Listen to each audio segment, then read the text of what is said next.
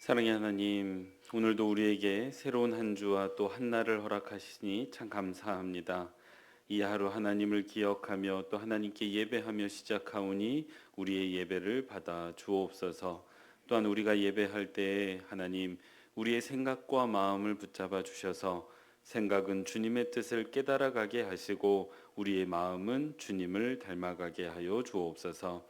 하나님, 세상에서 살아가면서 세상의 가치를 쫓을 때가 참 많습니다.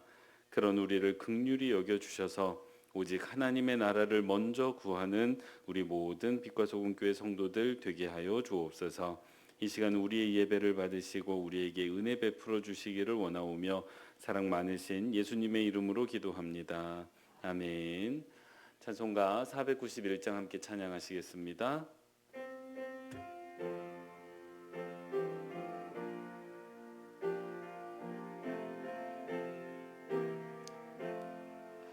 저 높은 곳을 향하여 날마다 나아갑니다.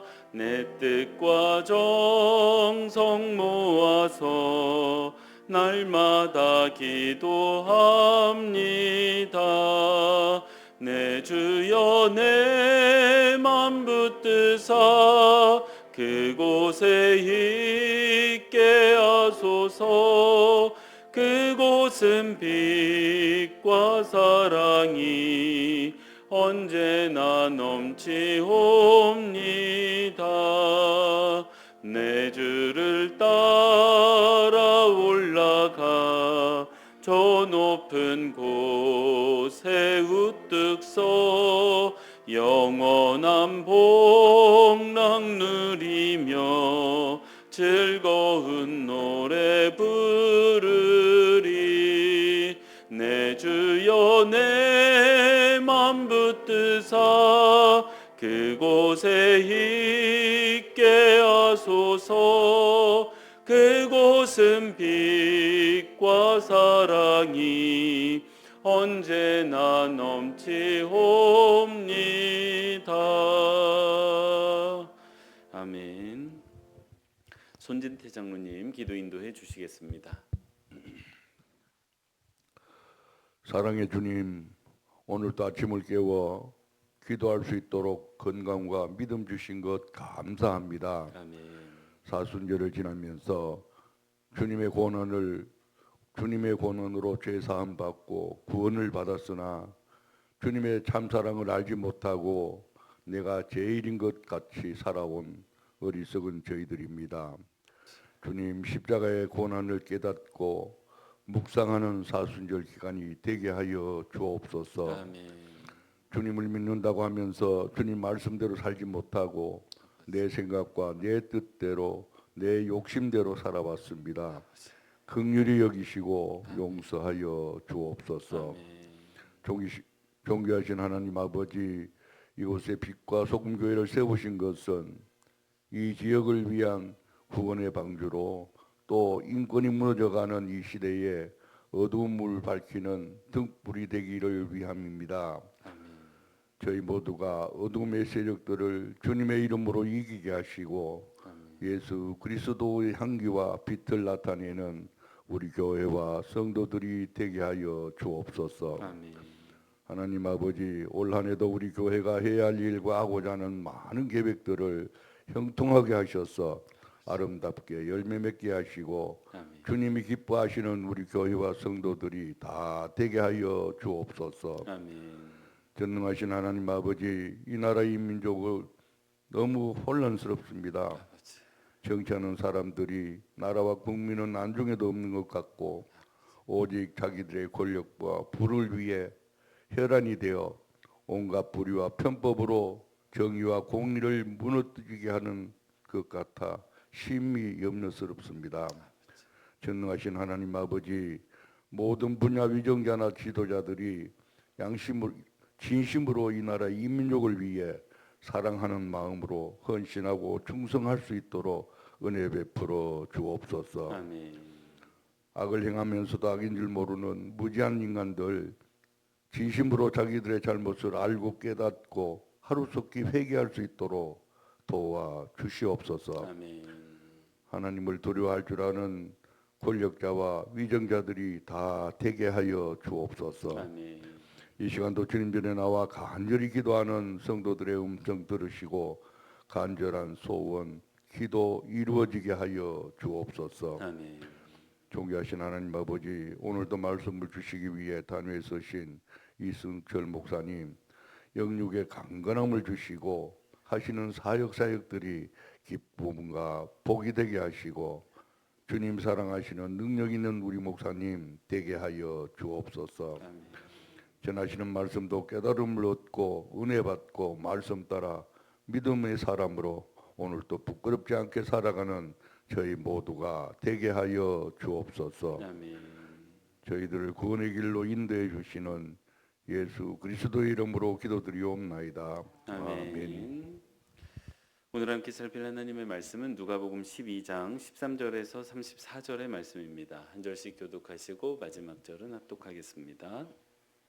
무리 중에 한 사람이 이르되 선생님 내 형을 명하여 유산을 나와 나누게 하소서 하니 이르시되 이 사람아 누가 나를 너희의 재판장이나 물건 나누는 자로 세웠느냐 하시고 그들에게 이르시되 상가 모든 탐심을 물리치라 사람의 생명이 그 소유에 넉넉한 데 있지 아니하리라 하시고 또 비유로 그들에게 말하여 이르시되 한 부자가 그 밭에 소출이 풍성하매 심중에 생각하여 이르되 내가 곡식 쌓아둘 곳이 없으니 어찌할까 하고 또 이르되 내가 이렇게 하리라 내 곡간을 헐고 더 크게 짓고 내 모든 곡식과 물건을 거기 쌓아두리라. 또 내가 내 영혼에게 이르되 영혼아 여러 해 쓸 물건을 많이 쌓아 두었으니 평안히 쉬고 먹고 마시고 즐거워하자 하리라 하되 하나님은 이르시되 어리석은 자여 오늘 밤에 내 영혼을 도로 찾으리니 그러면 내 준비한 것이 누구의 것이 되겠느냐 하셨으니 자기를 위하여 재물 쌓아 두고 하나님께 대하여 부여하지 못한 자가 이와 같으니라. 또 제자들에게 이르시되 그러므로 내가 너희에게 이르노니 너희 목숨을 위하여 무엇을 먹을까 몸을 위하여 무엇을 입을까 염려하지 말라. 목숨이 음식보다 중하고 몸이 우옥보다 중하니라. 까마귀를 생각하라. 심지도 아니하고 거두지도 아니하며 골방도 없고 창고도 없으되 하나님이 기르시나니 너희는 새보다 얼마나 더 귀하냐. 또 너희 중에 누가 염려함으로 그 길을 한 자라도 더할 수 있느냐. 그런즉 가장 작은 일도 하지 못하면서 어찌 다른 일들을 염려하느냐. 백합화를 생각하여 보라. 실도 만들지 않고 짜지도 아니하느니라. 그러나 내가 너희에게 말하노니 솔로몬의 모든 영광으로 입은 것이 이 꽃 하나만큼 훌륭하지 못하느니라. 오늘 있다가 내일 아궁이에 던져지는 들풀도 하나님이 이렇게 입히시거든 하물며 너희일까 보냐. 믿음이 작은 자들아. 너희는 무엇을 먹을까 무엇을 마실까 하여 구하지 말며 근심하지도 말라. 이 모든 것은 세상 백성들이 구하는 것이라. 너희 아버지께서는 이런 것이 너희에게 있어야 할 것을 아시느니라. 다만 너희는 그의 나라를 구하라. 그리하면 이런 것들을 너희에게 더하시리라. 적은 무리여 무서워 말라. 너희 아버지께서 그 나라를 너희에게 주시기를 기뻐하시느니라. 너희 소유를 팔아 구자하여 낡아지지 아니하는 배낭을 만들라. 곧 하늘에 둔 바 다함이 없는 보물이니 거기는 도둑도 가까이 하는 일이 없고 좀도 먹는 일이 없느니라. 너희 보물이 있는 곳에는 너희 마음도 있으리라. 아멘. 아멘. 매일 기도에 오신 여러분 환영합니다. 오늘 한 주간을 시작하는 월요일인데 이 한 주간 살아가시는 동안에 하나님께서 여러분을 인도하시고 또 여러분이 필요할 때마다 하나님께서 은혜 베풀어 주시기를 소원합니다. 오늘 함께 살필 하나님의 말씀은 15절 말씀입니다. 함께 합독하도록 하겠습니다. 그들에게 이르시되 삼가 모든 탐심을 물리치라. 사람의 생명이 그 소유에 넉넉한 데 있지 아니하니라. 아멘. 첫 번째 기도 제목입니다. 문제 앞에서 상대방이 아닌 나 자신을 돌아보고 내 안에서 해결의 열쇠를 찾는 성도 되게 하옵소서. 다시요, 같이 한번 읽겠습니다. 문제 앞에서 상대방이 아닌 나 자신을 돌아보고 내 안에서 해결의 열쇠를 찾는 성도 되게 하옵소서. 아멘. 예, 오늘 우리가 함께 읽었던 본문 말씀에는 한 사람이 나오고 있습니다. 이 한 사람이 주님께 나와서 자신의 상황과 형편을 앓으면서 하소연을 조금 하고 있습니다. 근데 그 상황이라는 게 뭐냐 하면 그 하소연을 들어보니 이 유산 문제가 발생을 한 거예요. 아마 부모님이 아버님이 돌아가신 모양입니다. 그러니까 이제 아버님이 남겨주신 재산을 그 이제 형제들이 좀 나눠야 되는데 이 첫째 형이 그걸 싹 다 가져간 모양입니다. 이 율법에 따르면 이게 잘못된 일이에요. 율법에 따르면 민수기 21장을 보면 장자가 그 유산을 다른 형제보다 2배를 가져갈 수는 있습니다. 그런데 그 남은 유산을 자기의 몫을 가져가고 나머지 유산은 동생들과 나눠야 되는데 이 형은 그러지를 않았어요. 자신의 몫을 가져갈 뿐만 아니라 동생들의 몫까지 싹 다 가져간 것입니다. 그러면 이 자신의 몫을 받지 못한 동생이 어떻게 해야 됩니까? 당연히 형을 찾아갔겠죠. 형을 찾아가서 형 이거는 내 몫이니까 나에게 줘라고 얘기를 했겠죠. 근데 이 형이 어찌나 욕심이 많은지 무슨 형편이 있는지는 잘 모르겠으나 이 주지를 않습니다. 이 막무가내로 주지를 않아요. 생각해 보면 아마 어려서부터 이랬을 가능성이 큽니다. 이 형제가 항상 이런 관계였을 가능성이 커요. 형은 마음대로 하고 동생은 힘이 없어서 그냥 형 하자는 대로 끌려가는 그런 관계였을 가능성이 큽니다. 근데 이게 이제 유산 문제까지 그렇게 벌어지게 된 것입니다. 그래서 어려서부터 이 동생은 형을 강제할 힘이 없었기 때문에 늘 형한테 끌려다녔어요. 이번에도 마찬가지입니다. 형을 조금 바꿔가지고 형을 좀 설득해가지고 내 목 유산을 좀 받고 싶은데 형을 그렇게 할 힘이 없습니다. 그러니까 나는 힘이 없으니까 이 문제를 지금 누구에게 가지고 나옵니까? 주님께 가지고 나왔어요. 주님께 가지고 나와서 주님 저는 힘이 없습니다. 저는 저희 형을 어떻게 할 수가 없습니다. 그러니까 주님은 말씀의 권위가 있지 않으십니까? 또 말씀에 율법에 이렇게 하라고 되어져 있으니까 이거를 우리 형에게 좀 이야기를 좀 해주셔서 형이 주님 말씀 듣고 변화돼서 나에게 내 목 유산을 좀 줄 수 있도록 주님 좀 도와주십시오 라고 하면서 온 거예요. 여러분 주님이 얼마나 능력이 많으십니까? 뭐 병든 자도 고치시고 물리도 걸으시고 뭐 5천 명도 먹이시고 뭐 이런 일 하나 해결하는 게 뭐 대수겠습니까? 그러니까 이렇게 가지고 나온 거죠. 이야기를 들어보면 어떻습니까? 여러분 딱한 형편이에요. 제가 목회하는 사람 입장에서 성도님 가운데 이와 유사한 문제를 가지신 성도를 만나게 되면 저는 이렇게 할 것 같습니다. 먼저 신방을 갈 것 같아요. 신방을 가서 그 형편과 사정 이야기를 다 들어드릴 것 같습니다. 들어드리면서 공감해 드릴 것 같아요. 아이고 어떻게 합니까? 아유 이거 큰일이네. 그러면서 이제 형도 조금 같이 욕할 것 같아요. 아이 그 형님 참 나쁘시네. 아이 그러시면 안 되지. 세상이 법이 있고 이치가 있는데 그러시면 됩니까? 그러면서 같이 해결책도 좀 찾아볼 것 같아요. 뭐 이게 법에 호소하는 방법은 없습니까? 뭐 재판할 수 있는 방법은 없습니까? 그렇게까지 한 다음에 또 하나님의 말씀 한 구절 살피면서 이렇게 기도할 것 같아요. 주님, 이 가정에 문제가 있습니다. 이게 당연히 해결해야 되는 문제인데 해결되지 않고 있습니다. 주님, 능력으로, 강권으로 역사해 주셔서 이 문제 좀 해결해 주셔서 순적하게 이 문제가 잘 풀려질 수 있도록, 그래서 이 문제를 통해서 형제도 좀 화해하고 이 가정이 좀 더 이렇게 화목한 가정이 될 수 있도록 하나님 인도해 달라고 그렇게 기도하고 신방을 마무리할 것 같습니다. 그러고 봤더니 근데 주님이 그렇게 안 하셨어요. 주님이 저처럼 목회를 안 하셨습니다. 그래서 어제 말씀 묵상하면서 이게 내가 목회를 제대로 하고 있나라는 반성도 좀 사실 했는데, 그럼 주님이 어떻게 하셨냐면요. 주님은 먼저 당신은 이런 문제를 해결하는 해결사가 아니라고 말씀하십니다. 아까도 말씀드렸듯이 주님에게 이게 큰 문제가 아닌 것처럼 보이는데 주님이 아주 단호하게 거절을 하고 계세요. 그 말씀을 보면 14절 말씀에 나오고 있는데 14절 말씀을 보면 이르시되 이 사람아 이 사람을 부르고 계세요. 이 사람아 누가 나를 재판장으로 세웠느냐, 누가 물건 나누는 자로 나를 세웠느냐라고 말씀을 하고 계십니다. 그러니까 이 말씀 보면요, 요즘 사람들 하는 말로 손절하고 계세요. 야, 이 문제하고 나하고 무슨 관계가 있냐? 그거는 네 문제지. 네가 알아서 해. 라고 말씀하시는 것처럼 느껴집니다. 그래서 사실 이 말씀만 보면 조금 서운해요. 아니, 내가 이렇게 힘들어 하는데 주님 이 문제 좀 해결해 주시지. 이거 뭐 별거라고. 근데 이렇게까지 말씀하십니까? 라는 생각이 들어서 좀 서운합니다.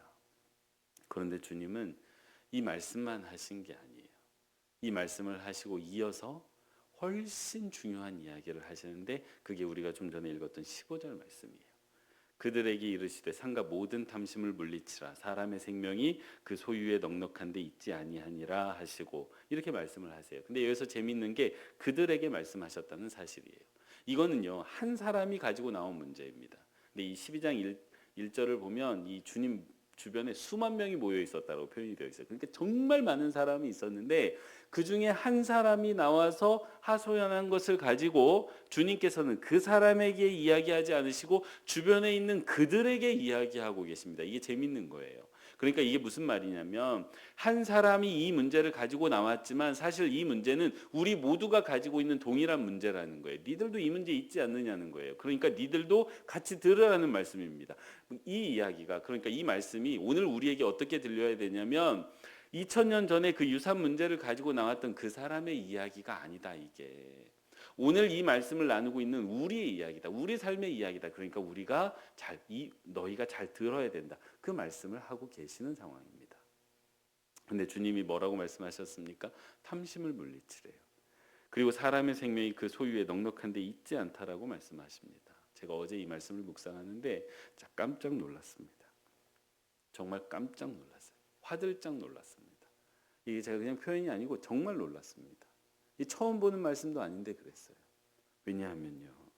주님께서는 그 부모의 유산을 모두 가져가 버린 그 욕심이 많은 그 탐심이 많은 그 형을 고발하는 그 사람을 향해서요. 형의 탐심이 문제가 아니다. 너의 탐심이 문제다. 이 이야기를 하고 계시는 상황입니다. 말씀을 묵상하는 순간 가장 먼저 생각났던 말씀은 누가복음 6장 41절 말씀이에요. 거기에 뭐라고 말씀하시냐? 어찌하여 형제의 눈 속에 있는 티는 보는 내가 너의 눈 속에 있는 들보는 왜 보지 못하느냐라고 말씀하셨거든요. 오늘 본문 말씀에서 그 하소연하는 그 사람에게 왜 형의 탐심은 보는 네가 네 안에도 똑같은 탐심이 있다는 것은 보지 못하느냐라고 책망하고 계시는 것입니다. 정신이 번쩍 들었습니다. 보통 우리는요, 우리 삶 가운데 문제가 발생하면 상대방을 탓합니다. 대개가 그래요, 대개가. 상대방이 이기적이기 때문에, 상대방이 욕심이 많기 때문에 이런 문제가 생긴 겁니다. 상대방이 예의가 없기 때문에, 상대방이 성숙하지 못했기 때문에 이 문제가 생겼다고 생각을 합니다. 그래서요, 이 문제가 해결이 되려면 네가 변해야 된다는 태도를 우리가 쉽게 취합니다. 가정에서도 그렇죠. 누가 문제입니까? 내가 문제입니까? 남편이 문제입니까? 내가 문제입니까? 아내가 문제입니까? 보통 우리는 남편이 문제라고 말해요. 보통 우리는 아내가 문제라고 이야기를 합니다. 그런 우리를 향해서 오늘 주님이 상대방이 문제가 아니라는 말씀을 하고 계십니다. 이 문제로 네가 그렇게 힘들어하는 까닭은 그 사람이 이기적이어서가 아니라 네가 이기적이기 때문이라고 말씀을 하세요. 그 사람이 욕심이 많아서가 아니라 네가 욕심이 많아서라고 이야기를 하십니다. 그러니까 어떤 문제가 발생을 하면 상대방을 볼 것이 아니라 너 자신을 먼저 돌아봐라 라는 이야기를 하고 계십니다. 근데 이 말씀을 묵상하다 보면 어제 제 안에서 어떤 반발이 나왔냐면 아니 주님 보십시오. 이게 제 문제를 두고 진짜 묵상을 했기 때문이에요. 아니 주님 생각을 해보십시오. 이 문제 객관적으로 한번 보자고요. 이게 제가 잘못한 겁니까? 저 사람이 잘못한 겁니까? 이거 누가 봐도 저 사람이 잘못한 것입니다. 근데 저 사람은 돌아보지 말고 제 탓이라고요, 주님. 주님 이건 아니지 않습니까? 어떻게 그렇게 삽니까? 저 사람이 잘못한 거라니까요. 라는 생각이 들었습니다. 이게 이 말씀을 묵상한 게 아니라 제 상황을 묵상했기 때문인데 그렇게 묵상을 하다 보니 주님의 의도가 그게 아니더라고요. 야, 이 문제에서 저 사람 잘못이 아니라 네 잘못이야. 그러니까 너 자신을 돌아봐. 이 이야기를 하고 계시는 게 아니더라고요. 진짜 중요한 영적인 교훈이 이 안에 담겨져 있는데 그게 뭐냐 하면요. 주님께서 말씀하신 건 뭐냐면 문제가 발생했을 때 그 문제의 원인을 찾아서 그 문제의 원인이 저 사람에게 있으니까 네가 변해라. 이게 아니라는 거예요. 문제의 원인을 보지 말고 문제의 해결책을 찾아야 되는데 그 문제의 해결책은 그 사람 안에 있지 않고 네 안에 있다는 그 말씀을 하고 계시는 겁니다. 그러니까 문제가 발생했을 때 문제의 원인이 누구인지, 그래서 문제의 원인을 따지지 말고 이 문제의 해결책을 찾아야 되는데 그 문제의 해결책은 네 안에 있다는 거예요. 제가 며칠 전에 TV를 조금 보는데 밤에 이제 아기가 좀 일찍 잔 날이에요. 그래가지고 이게 웬 은혜로운 날이냐 하고 오랜만에 TV를 보는데 이혼 위기에 있는 한 부부 이야기를 보게 됐습니다. 그 이야기를 보면서 제가 죄책감이 좀 들었어요. 왜냐하면 오랜만에 조금 잠을 잘 수 있는 시간인데 내가 그냥 이런 이야기를 보고 앉아 있는 게 이게 옳은 일인가 하는 생각이 들었기 때문이에요. 근데 이런 이야기가 재미있어요. 그래서 한번 보기 시작하면 끝까지 보게 됩니다. 그래서 끝까지 봤는데 끝까지 보면서도 마음이 좀 무거웠죠. 근데 이 이야기가 놀랍게도 어제 제가 말씀 묵상하는데 너무 맞는 이야기여가지고 소개를 해드리려고 합니다. 이 부부 중에 남편은 전직 프로축구 선수였어요. 근데 꽤 유명한 선수였던 것 같습니다. 연봉이 수억 원대의 아주 고액 연봉자였어요. 그래서 돈을 많이 벌었습니다. 그렇게 돈을 잘 벌던 시절에 이 선수의 연봉은 아버지가 관리를 했다고 해요. 돈 관리를 보통 운동선수가 잘 못하니까 내가 해줄게 해서 아버지가 가져갔다고 합니다. 그러면서 뭐라고 약속을 하셨냐면 네가 나중에 결혼을 해가지고 독립을 하면 이 돈 다 돌려줄게 라고 이야기를 하셨다고 해요. 그래서 이 선수가 이제 시간이 지나서 결혼을 했고 가정을 꾸렸습니다. 근데 축구 선수를 계속할 수 없잖아요. 그래서 축구 선수는 은퇴를 했습니다. 그러다 보니까 이제 돈을 못 버는 거예요. 가정은 생기고 애도 생겼는데. 그래서 공장에 다닙니다. 근데 이제 수입이 급격하게 줄었죠. 그러다 보니까 이 가정에 경제적인 문제가 발생을 한 거예요. 그러니까 뭐가 생각이 났겠습니까? 이 부부가. 당연히 선수 시절에 받았던 연봉, 아버지께 드렸던 그 연봉이 생각이 난 거죠. 그래서 시부모를 찾아갔습니다. 그래서 돈을 달라고 했어요. 줬을까요? 안 줍니다. 이미 그 돈으로 이 아버지가 큰 집을 사버렸어요. 돈 없다는 거예요. 못 주겠다는 거예요. 안 줍니다. 그러니까 이 아내 입장에서는 너무 답답한 거예요. 시아버지가 약속을 안 지키니까. 이 가정에 경제적 문제가 있는데 도움을 주지도 않고 니들이 알아서 해라. 뭐 이런 식이다 보니까 아내는 누구를 닥달할까요? 남편을 닥달합니다. 그래서 남편이 시댁에 갑니다. 돈을 달라고 해요. 안 줍니다. 어떻게 할 도리가 없어요. 이쪽에선 닥달을 하고 이쪽에선 주질 않고 중간에서 아주 남편이 죽을 지경입니다. 그러다 보니까 이 문제가 점점 더 심화돼서 부부가 이혼을 고민할 정도의 위기가 찾아온 거예요. 근데 이게 TV 프로그램이지 않습니까? 이 TV에서 어디를 데려갔겠습니까? 상담사를 데려갔겠죠. 그래서 상담을 하는데 이 상담가가 아내에게 묻습니다. 아내분, 이 돈 받으실 수 있을 것 같습니까? 못 받을 것 같다는 거예요. 그러면 받았으면 좋겠습니까? 라고 묻는데 아내가 이렇게 말해요. 저는 포기할 수 있는데 남편은 포기하지 않았으면 좋겠대요. 그러니까 남편이 포기하지 않고 받아왔으면 좋겠다는 거예요. 그 이야기를 듣자 이 상담가가 아주 분명하게 얘기합니다. 아내분도 포기 못하는 겁니다. 근데 여기서부터 이 시점부터 상담가가 굉장히 단호하게 얘기하는데 아내분, 이 돈 포기해야 됩니다. 이 돈 잊으셔야 됩니다. 제가 볼 때는 이번 생에는 이 돈 못 받습니다. 근데 이번 생에뿐만 못 받는 게 아니라 다음 생에서도 못 받습니다. 이 돈 절대 못 받습니다. 그러니까 이 가정을 살리고 싶으면 그 돈 잊으라는 거예요. 이 돈 잊어야, 이 돈 포기해야 이 가정이 산다라고 이야기를 합니다.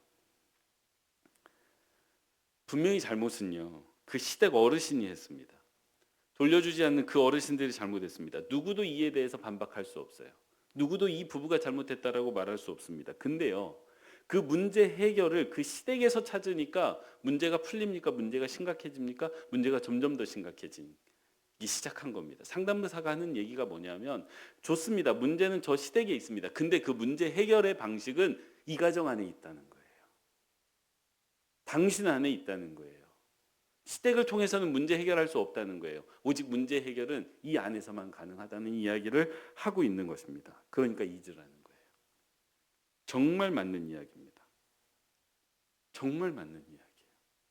분명히 문제의 원인은 저기 있지만 문제 해결의 열쇠는 내 안에 있습니다. 주님이 얘기하시는 게 이거예요. 유산 문제를 일으킨 건 형이지만 이 문제를 해결할 열쇠는 동생에게 있다는 거예요. 그 얘기를 해주고 계십니다. 말씀을 묵상하면서 설교를 준비하면서 저 개인적으로 참 많이 저 자신을 돌아봤습니다. 저도 목회하면서 그리고 가정에서 생활하면서 또 여러 주변 사람들과 살아가면서 갈등을 겪을 때가 참 많습니다. 그때마다 저도 목회자다 보니까 다 내색하지는 못하지만 상대방을 판단합니다. 상대방을 정죄합니다. 이거 네 탓이지. 네가 변해야지. 네가 변해야 이 상황이 나아지지. 그래 누가 좋다. 네가 변하는지 내가 변하는지 한번 지켜보자. 누가 이기는지 한번 보자. 그런 마음이 제 안에 또 있습니다. 그런 저를 향해서 주님이 뭐라고 말씀하시냐면 상대방 탓하지 말라고. 너 자신을 먼저 돌아보라고. 왜냐하면 네가 잘못했기 때문이 아니라 설령 이 상황이 객관적으로 볼 때 저 사람이 잘못했다 하더라도 이 문제를 풀어내는 힘은, 그래서 이 문제로부터, 이 문제의 고통으로부터 벗어날 수 있는 길은 네 안에 있다는 거예요. 그러니까 내 안을 돌아보고 내 안에서 하나님의 나라를 찾으라는 이야기를 하고 계십니다.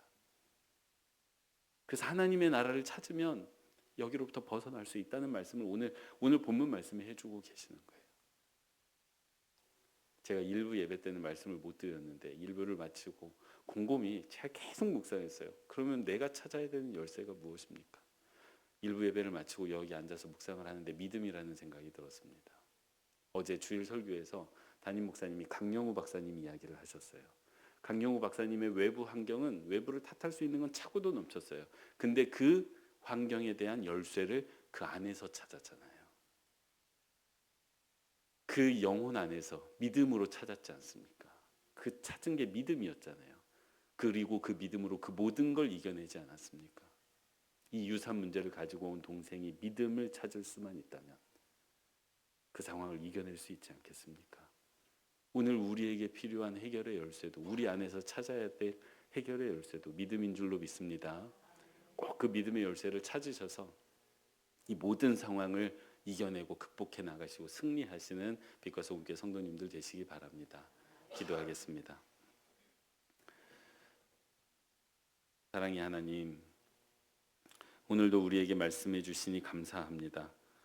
오늘 주신 말씀을 따라 문제 상황에서 상대방을 탓하는 내 습관을 버리게 하시고 주님 말씀을 따라 나 자신을 먼저 돌아보게 하여 주옵소서. 또한 내가 나를 돌아볼 때 지혜 주시고 깨닫게 하셔서 내 안에서 문제 해결의 열쇠 그 믿음을 꼭 발견하게 하여 주옵소서. 그래서 우리 삶의 여러 문제를 그리스도인답게 성숙하게 잘 다루고 또 승리하는 모든 하나님의 백성들 되게 하여 주옵소서. 하나님, 교회가 신춘 음악회를 기획하고 있습니다. 음악회를 통해 온 교우가 더 깊이 교제하게 하시고 믿지 않는 이들과 함께 참석하여 음악과 복음과 믿음, 사랑을 나누는 시간 되게 하여 주옵소서. 이 시간 하나님의 백성들이 올려드리는 기도의 제목을 들으시고 또 응답해 주시기를 원하오며 사랑 많으신 예수님의 이름으로 기도합니다. 아멘.